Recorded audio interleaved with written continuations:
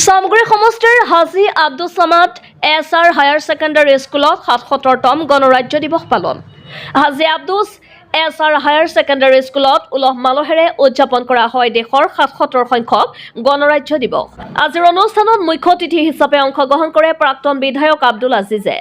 বিভিন্ন ধৰণৰ কাৰ্যসূচীৰে আজিৰ দিৱসটি পালন কৰা হয়। গছপুলি ৰোপণ কৰে, পিৰামিডৰ ধাৰণা, দেশ ভক্তিমূলক গীত গাই দেশৰ স্বাধীনতা সংগ্ৰামীসকলক স্মৰণ কৰাও পৰিলক্ষিত হয়। একতা আৰু ভাতৃত্ববোধেৰে কেনেকৈ আমাৰ দেশখন আগুৱাই লৈ যাব পাৰি তাৰ বিষয়েও প্ৰাক্তন বিধায়ক আব্দুল আজিজে ভাষণ প্ৰদান কৰে। প্ৰতি বছৰে এই বিদ্যালয়খনে সুন্দৰকৈ গণৰাজ্য দিৱস পালন কৰে। সাধাৰণ ৰাইজ, অভিভাৱক আৰু সমাজৰ গণ্যমান্য ব্যক্তিসকলৰ লগত অতি উলহ মালহেৰে গণৰাজ্য দিৱসটি পালন কৰা পৰিলক্ষিত হ'ল। আজি ধৰক 77th মানে ৰিপাব্লিক ডে, এই দিনত মই as a citizen of India, মই অসমবাসী তথা ভাৰতবাসীক মই মানে আহ্বান জনাম যে আমাৰ এই দিনতেই ভাৰতৰ সংবিধানখন বলবৎ কৰা হৈছিল, যিটো সংবিধান আম্বেদকাৰৰ নেতৃত্বত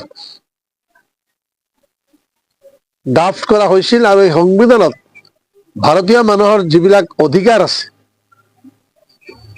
এইবিলাক বৰ্ণনা কৰিছিল।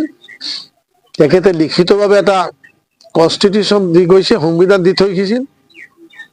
আৰু ভাৰতবাসীৰ প্ৰত্যেকটো জনগোষ্ঠীৰ মানুহক মই কম যে সংবিধানত যিটো ৰাইট আছে এই সম্পৰ্কে প্ৰত্যেকে জনা উচিত। আৰু ভাৰতবৰ্ষৰ বগলী সীমাৰ ভিতৰত যিসকল মানুহে ৰাজনীতি কৰি আছে, সি চিফ মিনিষ্টাৰ হওক, সি প্ৰাইম মিনিষ্টাৰ হওক, সি MP হওক, সি MLA হওক, প্ৰত্যেকজনক আজি এই পবিত্ৰ দিন উপলক্ষে মই অনুৰোধ কৰিম, সংবিধানক মাতি যাতে তেখেতে কথা কয়। সংবিধানত যিবিলাক কথা উল্লেখ কৰা হৈছে সেই কথাবিলাক মানি সেই কথাবিলাক বুজি শুনি যাতে প্ৰত্যেকৰ বক্তব্য প্ৰদান কৰে। আজি ভাৰতবাসী সৌভাগ্য যে এনেকুৱা এটা সংবিধান পৃথিৱীৰ ভিতৰত, এনেকুৱা সংবিধান কোনো দেশৰে নাই। আৰু আমি এটা বৃহৎ গণতান্ত্ৰিক দেশ, গতিকে আজি ভাৰতবাসীক মই ইয়াৰ পৰা TN ইংলিছ একাডেমি এই অনুষ্ঠানৰ আজি ফ্লেগ হোষ্টিং মই কৰিছো আৰু মই এটা স্পীচো ৰাখিছো।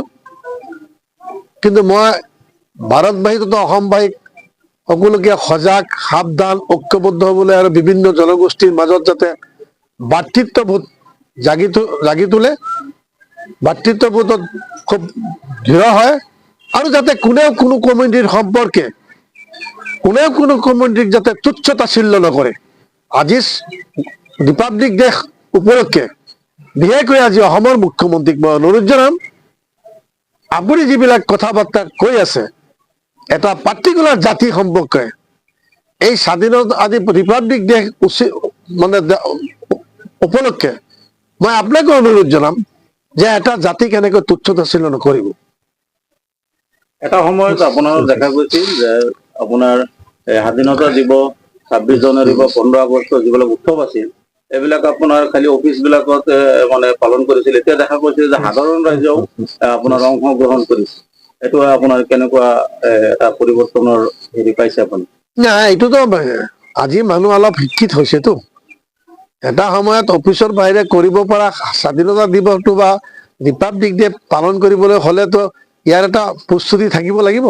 আজি মানুহ শিক্ষিত হৈছে, জনা শুনা হৈছে। আজি মানুহে নিজৰ ঘৰতো ফ্লেগ হোষ্টিং কৰে। এটা সময়ততো মানে বহুত, আজি আমাৰ মাদ্ৰাছাবিলাক যিমান মাদ্ৰাছা আছে এটা সময়ত ফ্লেগ হোষ্টিং নকৰিছিল। আজি বুজি পাইছে মাদ্ৰাছা ইউটিউবৰ জৰিয়তে আজি প্ৰত্যেকটো মাদ্ৰাছাত চাব, অসম তথা ভাৰতবৰ্ষত প্ৰত্যেকটো মাদ্ৰাছাত আজি 26 জানুৱাৰী সম্পৰ্কে ফ্লেগ হোষ্টিং কৰিব।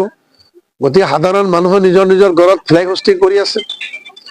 গতিকে মানুহ যেতিয়া শিক্ষিত হৈ আছে, মানুহ যেতিয়া অধিকাৰ সম্পৰ্কে জানি আছে, মানুহ যেতিয়া ভাৰতবৰ্ষৰ সংবিধান সম্পৰ্কে জ্ঞান লাভ কৰিছে, আৰু লাহে লাহে এনেকৈ আৰু বাঢ়ি যাব।